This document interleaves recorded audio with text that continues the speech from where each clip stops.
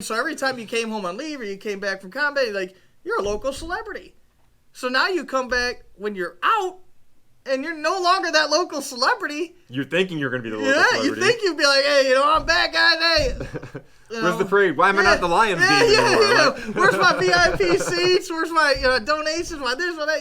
So it's just like, it's like the pendulum swung entirely too far. So I don't want to say it's on, veterans entirely. It's on civilians. It's on this people. It's on that people. It's just a societal thing, and I think like becoming self-aware of that or being humble to that. Yeah. And just an understanding of that, like.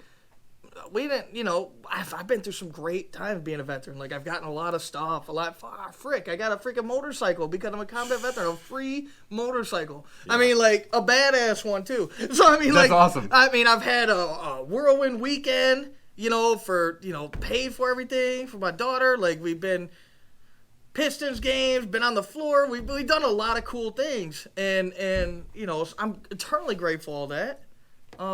But... I never will feel like I was owed that. Yeah. And not at this stage of my life. Like, if you would have got me in 2009, 2010, you'd owed me that and more. Like, this is it?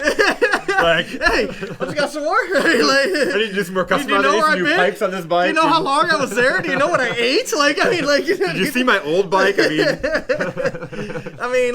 so it's just kind of like the entitlement is such a dangerous precedent. But the really cool thing is, like, you started getting stuff after you shed that. Yeah, and that's fact. It's like you said, good things come back to you. Yeah. Like one of the things Jay said to me was, it'll resonate with me for life. Is that, when he was talking about giving me the bike, and he said the one thing that got me with you was like, I heard your bike was stolen. I know people that know you. You've been battling some depression since your bike been stolen. You've been struggling, this and that, and that was your outlet. And he's going through all those things. But you know what impressed me about you? You still kept working in the courts. You still kept giving back to the community. And you still kept looking out for your warfighter family. And I was like, yeah. Truth. Flat out. Like, and when you do good things, like that whole concept was such a dream to me because it was like, I was doing good things, and I wasn't in a good spot in my life, and then I lost my bike, and I started falling off big time again. But I kept just trying to do the good things, kept just trying to do what's right, kept trying to help my brothers, because I had the answers. At that point in my life, it was more do as I say, not as I do. Because I could coach you because I got the therapy, I got the treatment, I got all the knowledge of PTSD, I got everything I need to know. So now it's on me. Now the ball's in my court to fix myself. We giving you all the tools. At the end of the day, I got to do all the work. Like, you can't do the work for me. Nobody can do the work for me, right? So that's why I tell the veterans, like, again, the entitlement issue. You can go to the VA 100 times. If you don't take it seriously, it's not going to work. You can go to the, CBT therapy if you don't pay attention. Anything like that. If you don't put in the work, it's not going to work. Yep. And so I just kept putting in the work for the community.